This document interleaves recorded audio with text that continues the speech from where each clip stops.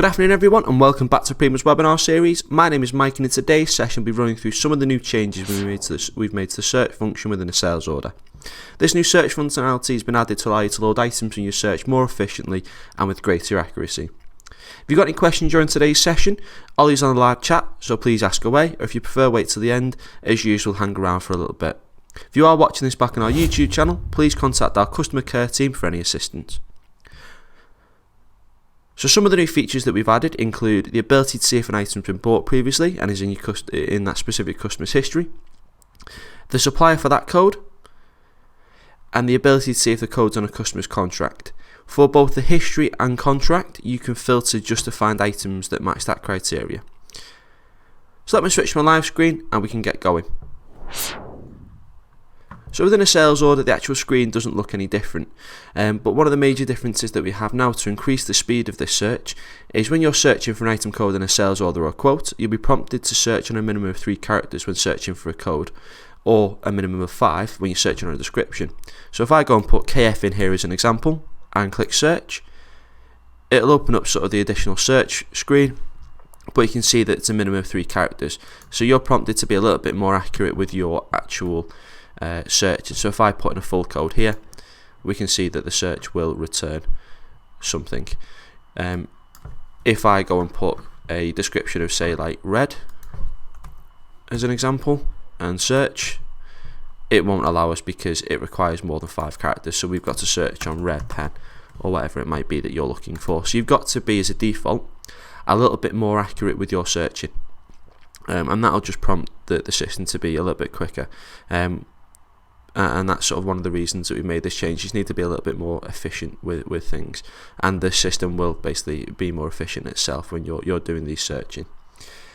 Within this sort of minimum search, minimum character search, you can actually combine some of these to be more accurate. So say you want to search on red pens but you're looking for Q-Connect, you can actually use the two together and search on say KF and red pen, and that will allow you to find just Q-Connect items. So you can actually use both to sort of be more accurate. If you know that bit codes start with BC as an example, you can do the same search and it will just find sort of codes that match that description and match that search. So you can still be more accurate using multiple fields, just as long as one of the fields that you're searching on meets the minimum character limit.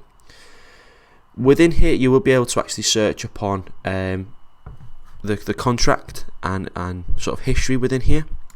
So if I scroll over within the grid, we can see whether or not this item has been previously sold, whether it's in contract, and this is also where you've got the suppliers available. One thing to note with the suppliers, it isn't always going to be the preferred supplier. It's the item that this cost will pull from for that specific customer. So if you've got any customers that are set to sort of be restricted suppliers, then it will show the supplier specific for that cost price within that calculation. So just note that it won't always be the preferred supplier, but it'll be the supplier for that code at that time within that sort of scenario.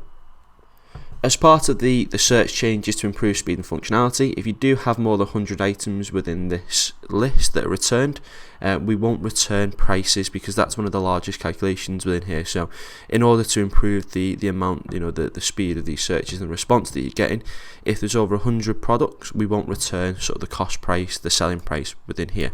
So if I just close this down and come back into here and search on say lever arch files as an example, there's probably going to be a few in the system for this. If we then hit search, you've got 248 items there.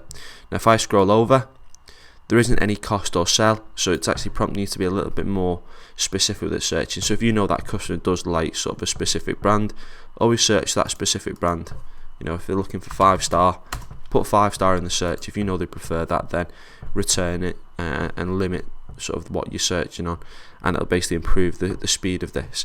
And then you can see once we've sort of got anything less than 100, the actual prices will come in. So we can see that within, if I just do that search again, underneath the search button, it's got to be less than 100 to show items, show prices. Now with that, if you are doing sort of quite a broad search, it might be on say toners or something sort of quite specific like a chair, you can actually use this show price tick here and then research. Now that might take a little bit longer because you're trying to filter the pricing through for all of them, but you can, if you want, when it's over 100 but less than 1,000, return prices. Just while we're within the sort of tick boxes, we can search on previously sold items specifically. So if there's anything that's been previously sold, we can search and it'll show us, right, well, these have had them before, so we'll be happy on that. As well as whether it's on contract. So if there's anything on contract for that customer that meets that criteria, we can search specifically for that. So for that search there isn't, but I'm sure if we do something like punch pockets,